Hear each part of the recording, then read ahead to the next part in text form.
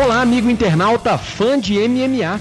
Está começando mais uma edição do podcast Super Lutas. Eu sou o Lucas Carrano e ao meu lado, nesta edição, estarão Eduardo Oliveira, nosso editor-chefe, e também Bruno Ferreira.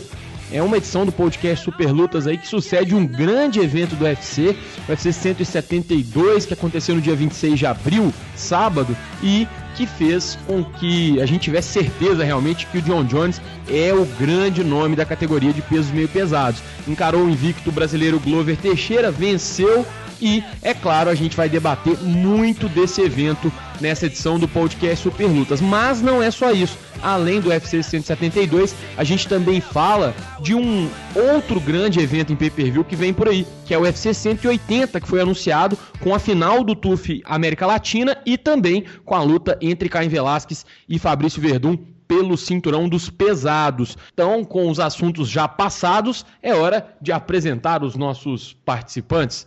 Primeiramente, Eduardo Oliveira, como é que tá? Tudo bom, cara? Olá, Lucas, Bruno, amigo internauta ouvinte do podcast Super Lutas. O Jon Jones deu mais uma aula no UFC 172, mostrou que é o maior meio pesado de todos os tempos do MMA e um cara que caminha passos largos para se tornar o maior atleta de todos os tempos. Bruno, também tá com o gás todo, já veio estudado, escolado para poder chegar nesse podcast e arrasar com os assuntos que a gente tem para tratar. Tudo bom? E aí, Lucas, tudo bom? Olá pra você, olá pro Dudu, olá para os ouvintes do podcast Super Lutas. Não tem como ser diferente, né? Acho que o UFC 172 vai entrar pra história e cada vez mais as lutas do Jon Jones entram pra história porque ele tá caminhando para se tornar um dos grandes mesmo, né? Então é muito importante a gente olhar com atenção para esse evento que eu acho que daqui para frente as lutas do Jon Jones vão ser cada vez mais importantes para a história do MMA. Então vamos lá. Pois é, pessoal, como já deu para perceber aí nesse nosso primeiro contato, o Jon Jones vai ser um grande assunto nesse podcast Super Lutas e, é claro, vai ser a primeira pauta na nossa volta. Então o podcast Super Lutas volta já falando, é claro, do UFC 172.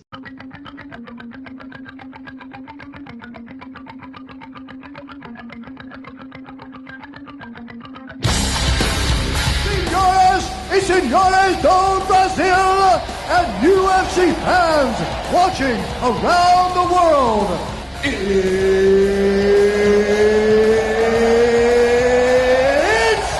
time!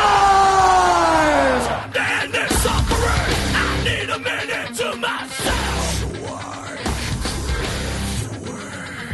De volta então com o podcast Super Lutas e, conforme antecipado, nosso assunto é o UFC 172, evento que aconteceu na Baltimore Arena no dia 26 de abril. Foi um pay-per-view, o quarto evento em pay-per-view do UFC no ano de 2014 e que contou aí com a defesa de cinturão, 7ª defesa consecutiva do Jon Jones contra o brasileiro Glover Teixeira. Era uma luta muito esperada, porque o Jones poderia aumentar ainda mais seu retrospecto como meio pesado, também o seu retrospecto como campeão, e diante de um cara que, por mais que não fosse apontado como um possível algoz para o Jon Jones, para o público brasileiro, ele recolheu muita expectativa, né? O Glover está invicto, ou estava invicto, desde 2005, são 9 anos aí de invencibilidade, e por isso o público brasileiro acreditava muito que o Mineiro de Sobralha seria o cara para destronar o Jon Jones. O que a gente viu foi totalmente oposto. O Jones não deu chance para o Glover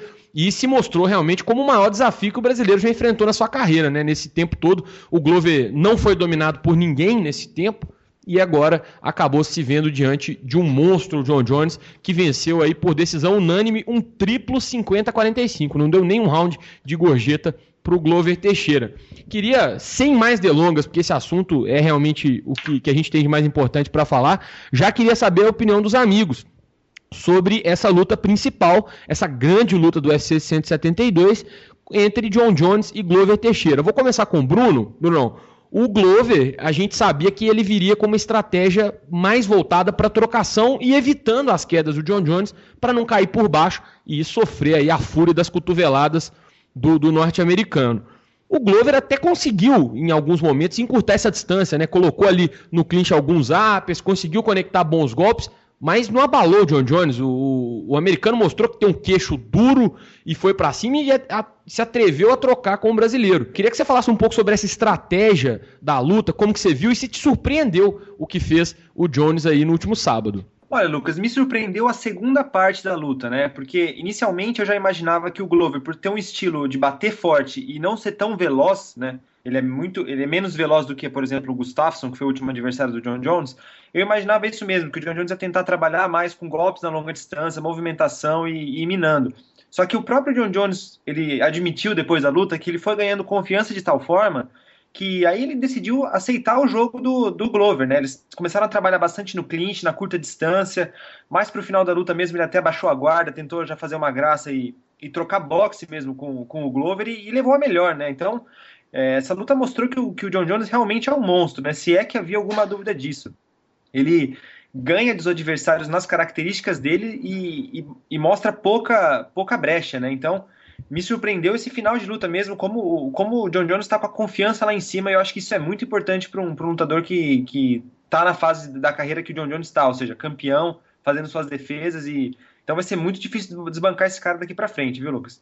Ô, Eduardo, o Bruno chamou atenção para a confiança do Jones, né? Ele chegou a arrancar o protetor bucal do Glover 3 vezes. Em 2 delas com um cruzado, que eu vou te dizer também que o Glover, acho que, se o John Jones, é claro, deixou seu recado, acho que o Glover também mostrou que tem um queixo capaz de aguentar qualquer lutador, porque por 2 vezes, pelo menos que eu me recordo, foram com 2 cruzados muito potentes do John Jones, que arrancaram o protetor bucal, e o Glover também não arrefeceu, não. Ele ficou ali, aguentou 5 rounds de um castigo tremendo e acabou sendo derrotado na decisão. Mas a pergunta que eu quero te fazer, Eduardo, é a seguinte: o John Jones, depois daquela luta contra o Gustafsson, o pessoal ficou meio receoso. Colocaram aí a supremacia dele em xeque, disseram que talvez ele não fosse isso tudo, provocaram muito porque ele entrou com aquela camiseta Not Quite Human, tipo, o cara não é tão humano, é humano sim. E essa luta contra o Glover é a resposta que o Jones precisava dar para o público e para a mídia especializada, ou você acha também que não foi para isso tudo? Eu acho que a resposta do Jones começou inclusive antes da luta. Ele deu um show de simpatia na semana do evento, entrou para a luta com a música do Ray Lewis e dançando como o Ray Lewis, que é um ídolo do Baltimore Ravens, o time de futebol americano da cidade. Levou com ele os seus irmãos, o Arthur e o Chandler. O Arthur, que é o irmão mais velho, inclusive jogou no Baltimore Ravens por muitos anos. Então, com essas atitudes, ele trouxe a cidade de Baltimore para junto dele. E no octógono, ele mostrou algo que me impressionou muito, que difere os grandes atletas dos atletas fora de série. O Glover começou a luta muito bem, mas rapidamente o Jones entendeu a proposta do brasileiro e anulou completamente as ações do Glover. Isso de adaptar o seu jogo para o que o adversário oferece é sensacional. É uma mistura de confiança, de habilidade técnica, de habilidade física, e por essas e por outras que o Jones mostra ser muito mais do que um grande campeão. Ô Bruno, um outro assunto também que chamou muita atenção nessa luta é que após a vitória, é uma coisa que insiste em perseguir o John Jones. A gente que acompanha a carreira do campeão, a gente já sabe que é alguma coisa que já é insistente aí, sempre nos comentários relativos a ele. O pessoal voltou a falar muito de uma suposta malícia do Jones com os golpes que ele aplica nos seus adversários. Os principais alvos aí das críticas, principalmente dos fãs, foram as dedadas no olho, né, que ele, por 2 ou 3 vezes ele sempre ficava com a mão espalmada e acabava, como o pessoal diz na rua, tocando o dedão no olho do Glover, e mesmo sendo repreendido pelo árbitro, acabou fazendo isso outras vezes. Eu até considero que, isso não ia mudar o resultado final da luta, mas eu até considero que o Jones deveria ter perdido um ponto, porque ele foi advertido e ainda assim insistiu numa manobra, que é essa de colocar a mão no rosto, que perigava fazer o que ele estava sendo advertido. Outro, além do dedo no olho, eram os pisões frontais na canela e no joelho, e por último, um novo golpe aí que ele tirou da cartola, né? Que é essa chave de ombro defensiva, que ele até descobriu o nome recentemente. O Jones aplicou meio que no instinto esse golpe no Glover e depois foi procurar saber com os Gracies como é que chamava, acabou descobrindo que o Hélio Gracie já fazia isso há muito tempo com o pessoal, né? Pra quem não se lembra desse momento, foi uma hora que o Glover estava na grade ele saiu um pouco, deixou o braço direito solto, e o Jones deu uma chave ali que pegava o ombro e o cotovelo, e virou o braço do Glover pra fora. Eu achei que tivesse quebrado o braço dele, pra ser sincero.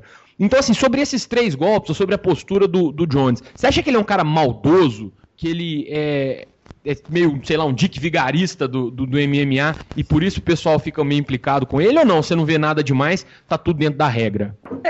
Eu acho que alguns desses golpes são questionáveis, mas tá dentro da regra, né? Com exceção ao dedo no olho, né? Que o John Jones, ele tem, justamente por ele ter essa envergadura muito grande, ele fica com a mão espalmada e com o braço esticado para tentar controlar a distância melhor. Mas isso várias vezes já causou essas dedadas no olho que atrapalham o adversário, sim, né?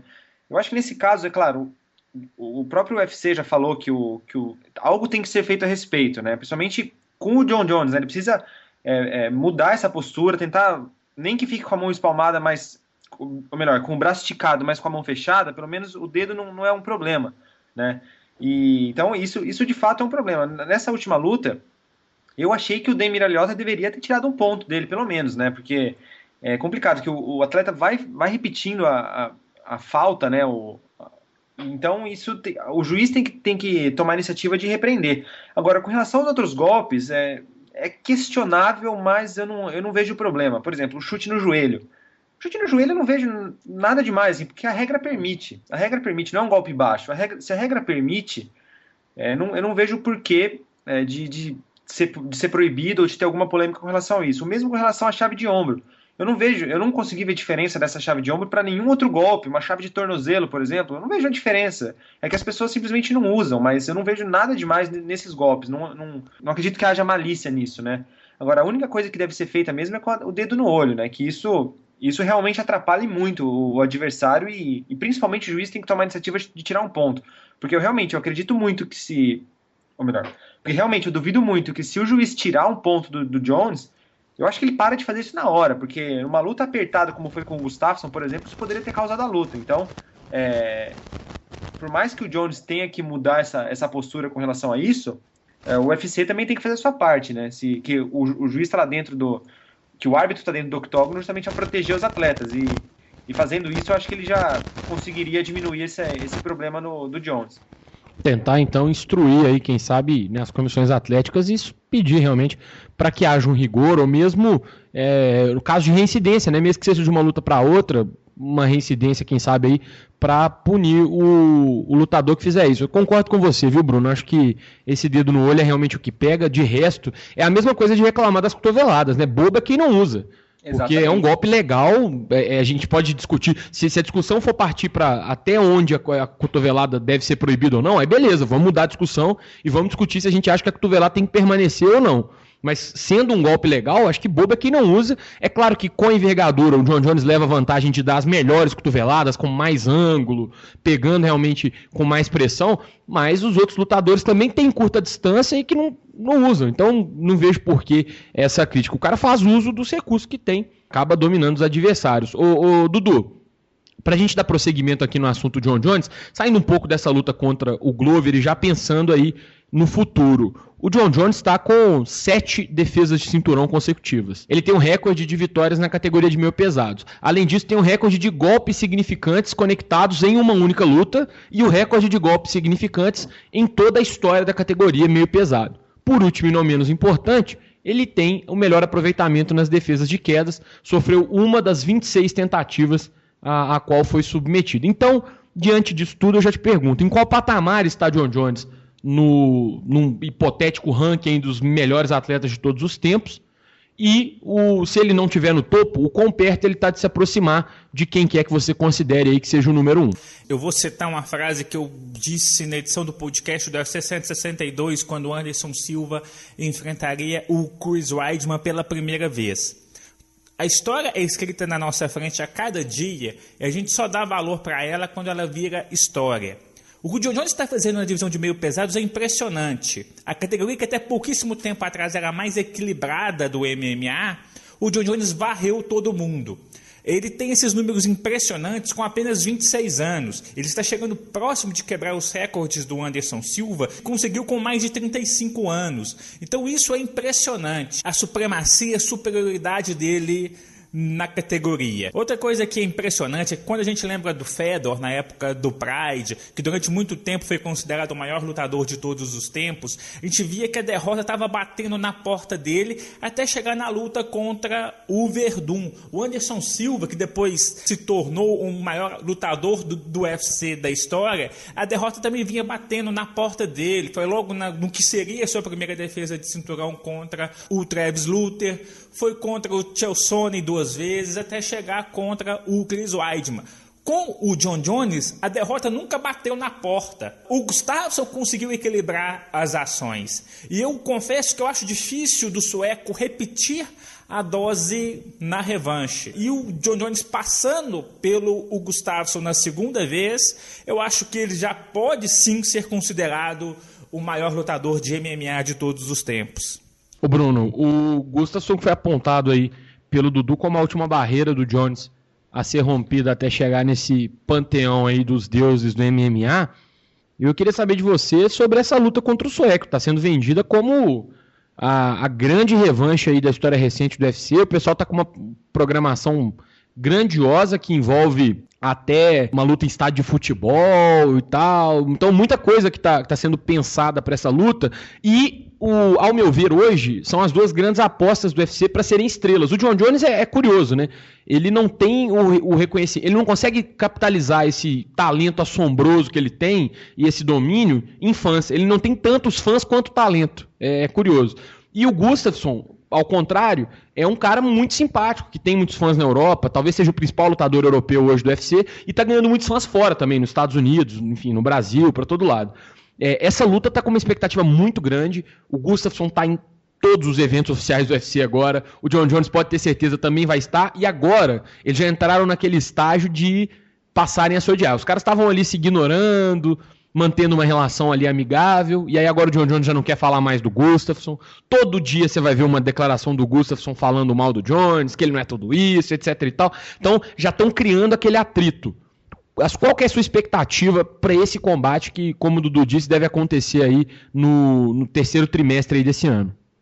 A expectativa é alta e não tem como ser diferente, né? Porque são dois atletas jovens, de características até físicas muito semelhantes, e fizeram um lutaço, né, na primeira vez que se enfrentaram. Eu confesso que o Gustafsson até me surpreendeu. Eu achei que seria uma vitória um pouco mais tranquila para o Jones, mas o Gustafsson conseguiu engrossar o caldo, né? Tanto é que você vê que o UFC aposta muito nessa revanche. É importante também porque o Gustafsson é o grande nome da Europa. Os dois estão na capa do jogo do UFC, ou seja, são as duas... É a luta mais esperada desse ano, né? Pelo menos é o que a gente tem até agora. Mas, se for para pensar na luta em si, eu concordo com o Dudu. Eu acho que é pouco provável que o Gustafsson consiga surpreender o Jones como ele fez a primeira vez, né? Porque, é claro, eu acho que os dois lutadores aprenderam muito daquele combate, né? Tanto o Jones como o Gustafsson. Mas o que você pode reparar no jogo do John Jones é que ele, a cada luta, ele consegue evoluir um ponto fraco da luta anterior. Ou seja, na luta anterior, o que aconteceu foi que o Gustafsson tem uma envergadura maior do que os outros adversários, né? Não maior que o John Jones, mas maior do que os adversários que ele já tinha enfrentado. E ele tem as mãos muito rápidas. Eu acho que esse é o antídoto para ganhar do John Jones. E isso pegou o Jones meio de surpresa. E o Jones foi superado no boxe, né? Isso pelo menos foi o que aconteceu. As mãos do Gustafsson conectaram bastantes golpes e machucaram o rosto do Jones. Mas, pelo menos na minha concepção, o Jones apresentou uma evolução muito grande nesse aspecto contra o Glover, né? Claro que o Glover também tem uma característica diferente do Gustafsson, mas pelo menos o campeão já estava mais esperto no boxe, trabalhou melhor golpes, né? Jab, direto, cruzado, ele trabalhou melhor esquiva de cabeça, né? Então, eu acho que o Jones está trabalhando muito nesse ponto fraco dele. E o Gustafsson acho que não. Eu acho que naquela luta o Gustafsson fez o que poderia ter feito mesmo, né? Que é manter a luta em pé e trabalhar na trocação. Então, se tivesse que apostar em alguém nessa revanche, eu apostaria numa vitória do John Jones, mas vai ser uma lutaça, né? Não tem como... Vai ser uma luta que não tem como passar batido, né? Com certeza acho que vai ficar para a história do UFC. Curioso que a aposta nessa luta é tão grande que o UFC está pretendendo dar ao Gustafsson o direito de lutar em casa uma revanche da luta que ele perdeu, né? Vejam só. Essa luta pode acontecer na Suécia, lá no antigo estádio Rassunda, né, que foi onde o Brasil ganhou a Copa de 1958. Hoje ele chama Tele2 Arena, foi derrubado, fizeram um estádio legal. Até para quem gosta de futebol, é aquele estádio que na inauguração Ibrahimovic fez o maior golaço dos últimos tempos na inauguração e já praticamente zerou o estádio. É lá, nesse lugar que deve acontecer a luta, pelo menos foi isso que o Dana White disse, 4 horas da madrugada, pelo horário local, porque na época do ano que o UFC pretende fazer essa luta, acontece um fenômeno na Suécia chamado Sol da Meia-Noite, que é quando fica o dia todo aí com sol, como acontece realmente no norte da Europa. Então, vai ser sem dúvida nenhuma uma lutaça, aconteça na Suécia, em Las Vegas, no Canadá, como foi a primeira, não importa o lugar, mas realmente é uma luta que não dá para perder, que vai dizer muito sobre o Jones, também sobre o Gustafsson, que a gente fica aguardando para ver como é que vai se comportar de novo. Então vai ser muito legal esses dois que estão realmente sendo aí as grandes apostas do UFC para essa próxima geração de lutadores aí que sucede Georges St-Pierre, Anderson Silva e tal, são os dois grandes nomes em questão de aposta aí do UFC. A gente sai da luta principal para falar de outro, mas aí mais rapidamente, mas sobre outros 2 combates do card principal que não dá para passar batido, né? Uma é a vitória do Anthony Johnson sobre o Phil Davis. Até deixo aí quem quiser se habilitar a falar dessa luta, mas eu já adianto que eu fiquei muito surpreso, porque antes eu havia comentado e até vou até revelar, eu comentei até com vocês aqui, com o Dudu, com o Bruno, a gente conversando por um chat, eu disse, olha, parece que quem tá voltando pro UFC, né, não sei, aí o Bruno ainda disse, é o Royce Gracie que tá voltando, porque fizeram um estardalhaço, né, um escarcéu pela volta do Anthony Johnson, e ele justificou, porque ele chegou lá e bateu o Phil Davis, e quando a gente assistia a luta, eu ainda falei, pô, o Anthony Johnson, ele pode até ganhar do Phil Davis, mas na decisão é o único jeito que ele não ganha, se ele ganhar com nocaute, é se ele conseguir, sei lá, arrumar alguma coisa. E o Anthony Johnson dominou o Phil Davis e não deu chance, venceu por decisão unânime e já está assim, cotadíssimo na divisão. Talvez hoje já esteja aí como terceiro na fila, né? Atrás do Gustafsson e do Daniel Cormier. Quem quiser dar uma palhinha sobre essa luta co-principal do UFC 172, sinta-se à vontade. Eu acho que quando o Anthony Johnson chega próximo de uma disputa de cinturão, mostra como o John Jones já varreu a categoria inteira, né?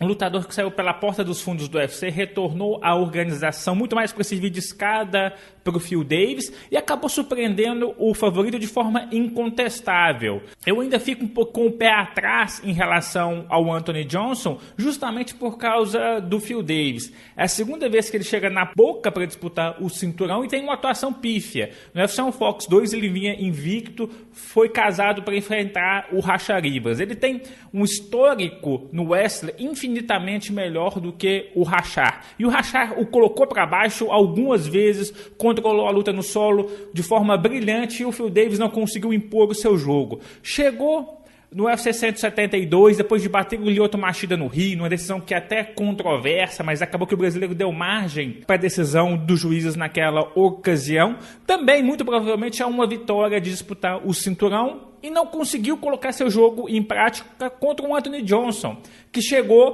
para servir de escada para ele. Eu acho que a gente tem que esperar um pouquinho para saber do que esse novo Anthony Johnson é capaz de oferecer à divisão, mas independente que se ele consiga mais 1 ou 2 vitórias em série, eu acho pouquíssimo provável que ele consiga fazer frente ao campeão. Eu acho que é um pouco dos dois, né? Eu acho que o Phil Davis estava num excelente momento na categoria, isso realmente não tem como diminuir. Mas é aquela história, né? Ele é um excelente wrestler, mas quando não consegue impor seu jogo, ele trava, né? Ele vira um lutador mediano, né? Que é isso que eu vi, pelo menos nesse último evento, né? A trocação dele realmente não tem muita eficiência, ele não tem muito poder de nocaute, não trabalha muita variação, ele depende muito das quedas. E ele não conseguiu colocar essas quedas em prática, né? E o que eu reparei nesse evento também é que pode ter rolado ali uma subestimada por parte do Phil Davis, né? Porque desde da conferência de imprensa que teve por telefone, né, na semana anterior à luta e até mesmo na pesagem nos dias anteriores ao evento mesmo, o Phil Davis só falava no John Jones, né? Ele falava até, não, porque se o John Jones desistir da luta, eu entro no lugar.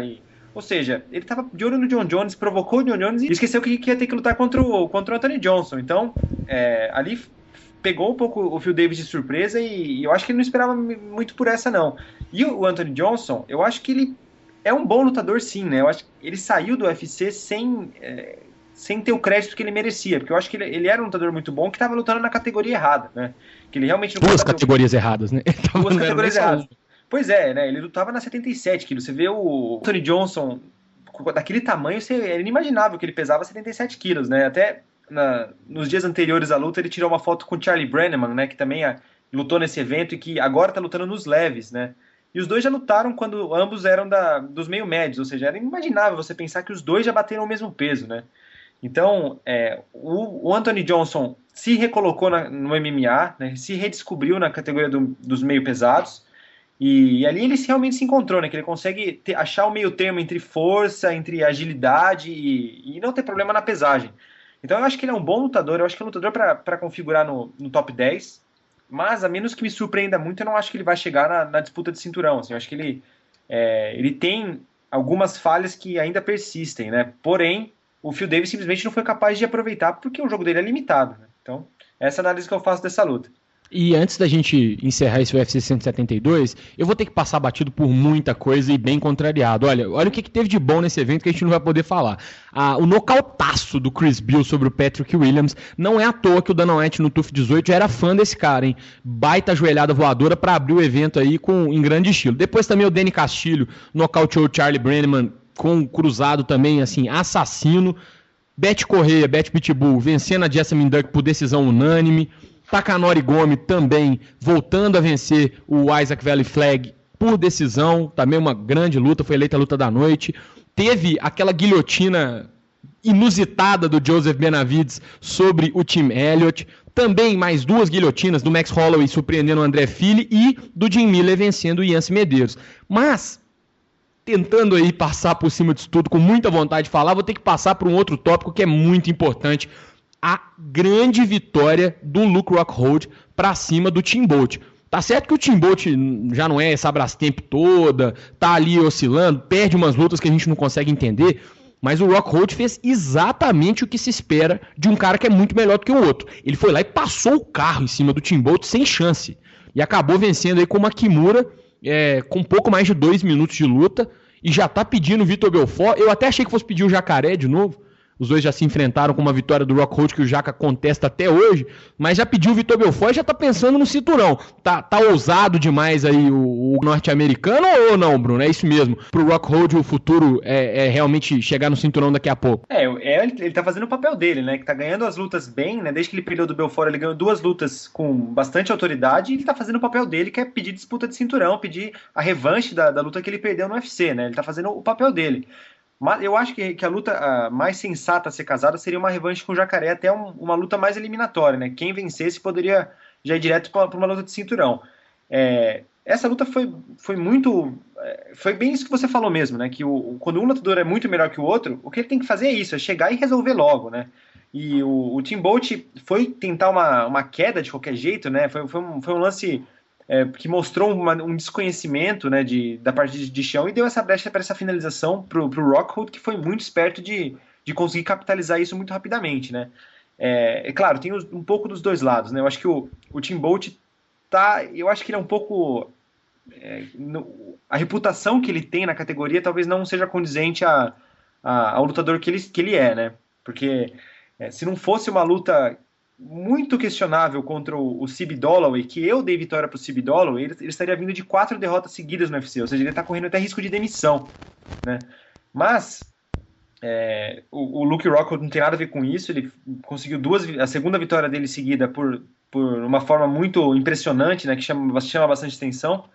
Então é um nome interessante também, que começa a crescer, né? Na luta dele com o Belfort, talvez pode ser que ele tenha sentido um pouco o peso da estreia, né? Ele tava... Eu não sei, foi uma luta também muito rápida para fazer uma avaliação dessas, mas agora que ele já está começando já a se sentir mais em casa no UFC e solta seu jogo com mais tranquilidade, é um lutador interessante para essa categoria sim, para figurar lá nos top 5, então é um nome a ser observado. A gente vai para uma pequena pausa no podcast Super Lutas e na volta, bem rápido, a gente já fala do anúncio da luta entre Fabrício Werdum e Caim Velasquez pelo cinturão dos pesos pesados, confirmado aí para o UFC 180 no dia 15 de novembro, feriado da proclamação da República no Brasil. No México não é nada, vai ser só o dia do UFC 180 mesmo. A gente vai rapidinho, mas já volta falando então de Werdum contra Velasquez. Você ouve Podcast Super Lutas.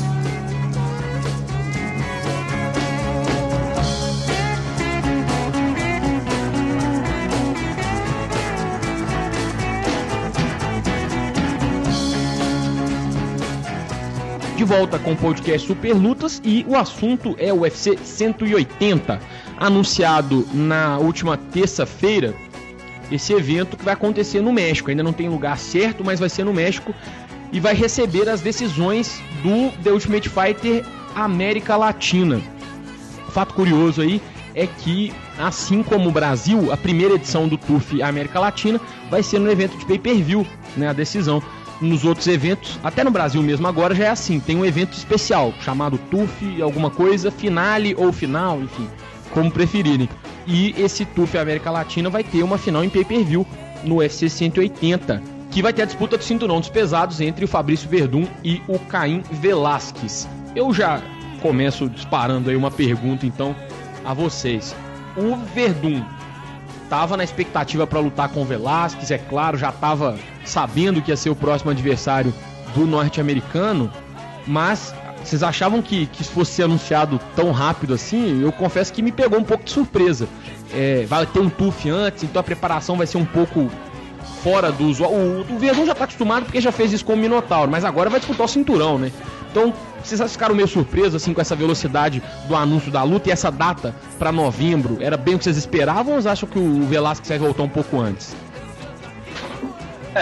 Eu pelo menos já esperava, né, que desde o começo do ano tem sido anunciado esses planos de fazer o TUF América Latina, que ia contar com lutadores mexicanos, que ia ser gravado, apesar de ser gravado nos Estados Unidos, mas já sabia que a final ia ser no México em novembro, né? Isso foi anunciado até uns meses atrás, mas passou meio batido pelo pessoal, né? O UFC já tinha oficializado que ia pro México em novembro.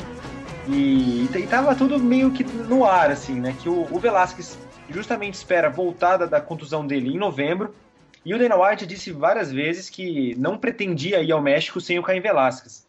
Então, as peças se encaixaram muito, principalmente pelo fato de que o Werdum, que acabou saindo com a vitória contra o Travis Browne, ele fala espanhol bem também, ou seja, era o cenário ideal, as peças estavam ali para serem encaixadas. Então, o Velasquez, que fala espanhol, é o cara do México, com o Werdum, que também fala espanhol, e tem uma certa popularidade com o pessoal com os hispânicos, né? Ou seja, ele também participa da transmissão do UFC em língua espanhola. As peças estavam para se encaixar, então não me surpreendeu tanto isso não, principalmente pelo fato de ter esse TUF já nos planos do UFC. E, Eduardo, a gente não chegou a comentar essa luta do Travis Browne contra o Fabrício Werdum, que ele credenciou aí para o título dos pesos pesados, vai enfrentar o Caim Velasquez, e então fica para você essa tarefa mole aí de analisar a luta entre o Werdum e Velasquez. Já está marcada, já tem data para acontecer daqui a mais ou menos 7 meses, um pouquinho antes, né, 6 meses e meio, esse duelo. O Werdum vai ter que treinar o quê? Vai se preparar como? O que você acha que vai pesar mais pro brasileiro nessa luta contra o Velasquez, que é outro cara também que vem dominando essa categoria de pesos pesados e que coincidentemente vai fazer a sua 6ª luta consecutiva contra brasileiros, né? Enfrentou o Cigano 3 vezes e o Antônio Pezão por 2, agora vem o Werdum. O Velasquez está se tornando um exterminador de brasileiros, e o Werdum vai trabalhar com o que aí, Dudu, para poder tentar destronar o norte-americano de ascendência mexicana? Eu confesso que eu esperava que essa luta entre Werdum e Velasquez fechasse o calendário do UFC neste ano. O evento de dezembro é um evento que o UFC trabalha com um pouco mais de carinho na montagem do card, para fechar o ano em grande estilo. Por sorte dos fãs e principalmente por sorte dos mexicanos, o evento foi antecipado em um mês com a estreia do UFC no México. Eu acho que é inegável a evolução do Fabrício Werdum, que saiu do UFC, que lutou no Strikeforce, que venceu o Fedor, por Fabrício Werdum, que luta no UFC em 2013, em 2014. A trocação do Werdum evoluiu muito. A transição da luta em pé para a luta de solo também. Ele não tem a necessidade de levar a luta para o solo para vencer os seus adversários. O Travis Browne, eu acho que não é um grande atleta, mas tem uma trocação muito boa. Conseguiu fazer uma luta dura contra o Werdum no primeiro round, mas depois o brasileiro dominou o havaiano e controlou a luta por 4 rounds sem sofrer sustos. Porém, A luta contra o Caim Velasquez é outra história. O norte-americano de ascendência mexicana está 2 passos à frente de qualquer lutador da categoria de pesos pesados. É um cara que tem um wrestling sensacional, tem o melhor jogo de quedas da categoria, tem uma trocação muito forte, uma mão muito pesada. O Cigano, que é o melhor pugilista dos pesos pesados, sofreu com isso, tomou um duro castigo na segunda luta entre eles e foi nocauteado na terceira. E o Velasquez tem outra coisa que é sensacional, que ele tem um condicionamento físico espetacular. Ele consegue manter o ritmo da luta por 25 minutos sem perder. E isso, para os pesos pesados, é algo muito raro. Então, é difícil a gente encontrar um caminho para o Werdum impor o jogo dele. Talvez, e aí, complicado de traçar o caminho das pedras assim, seria o Werdum fazer algo semelhante ao que ele fez contra o Fedor no Strikeforce.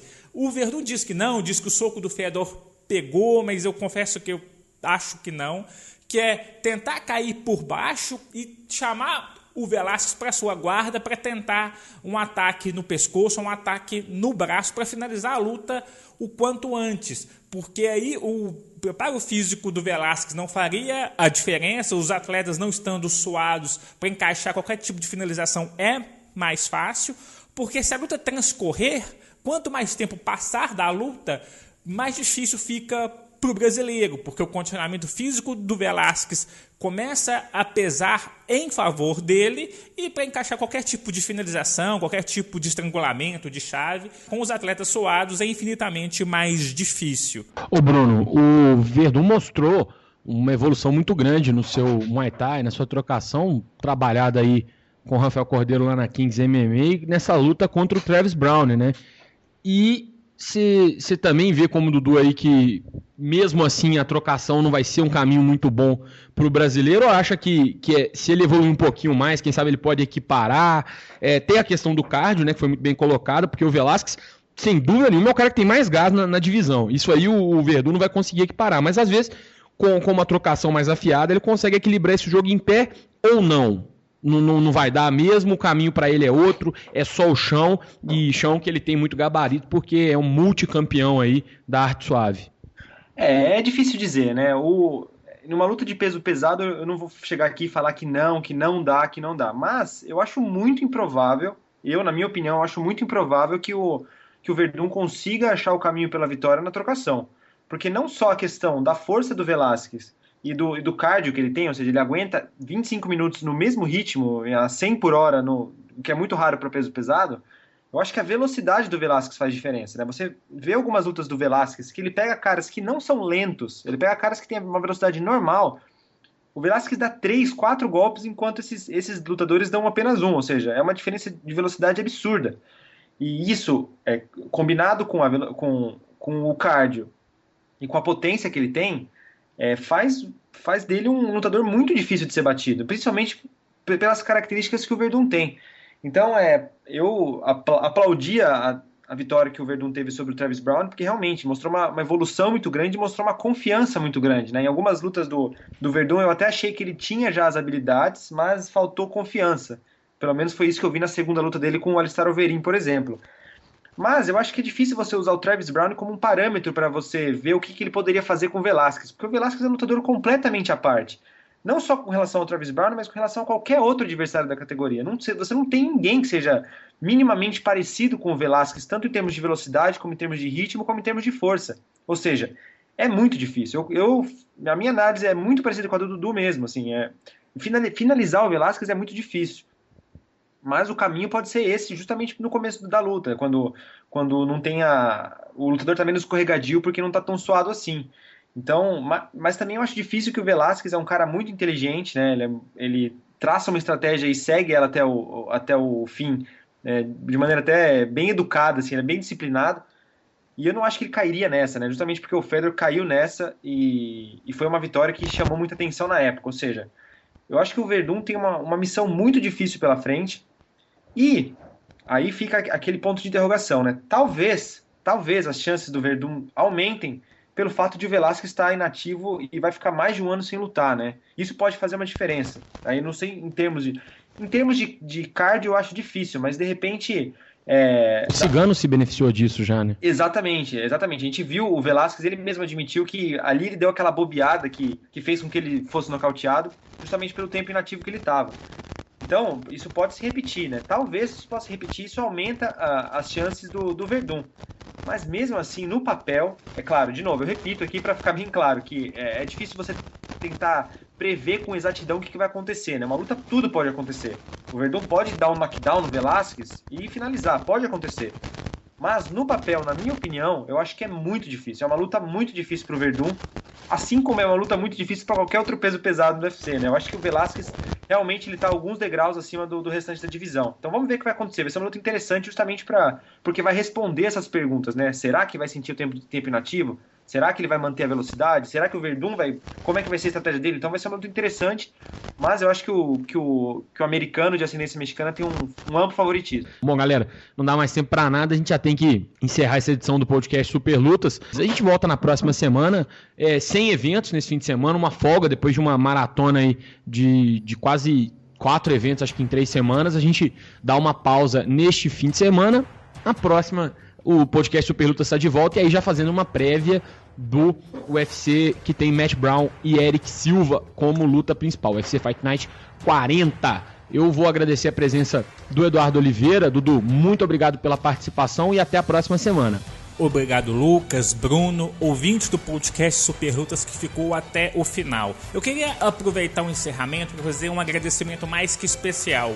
Nossa última edição do podcast, aquela que a gente comentou a briga entre o Vanderlei Silva e o Chael teve mais de 24 mil ouvintes, que é um recorde pra gente. Então eu queria agradecer cada um desses 24 mil de uma forma bastante especial, que é o retorno que a gente precisa para continuar produzindo as edições do podcast.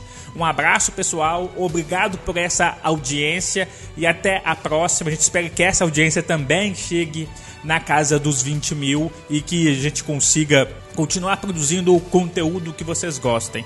É verdade, a gente não pode deixar de registrar e agradecer também o pessoal que tem dado uma audiência cada vez mais bacana do podcast Super Lutas.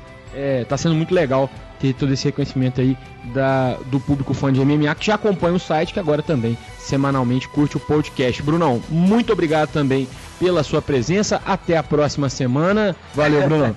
Valeu, Lucas. Um abraço pra você, um abraço pro Dudu, um abraço pra quem curtiu o podcast Super Lutas e até mais. Então é isso. O podcast Super Lutas volta na próxima semana. Um abraço e até lá.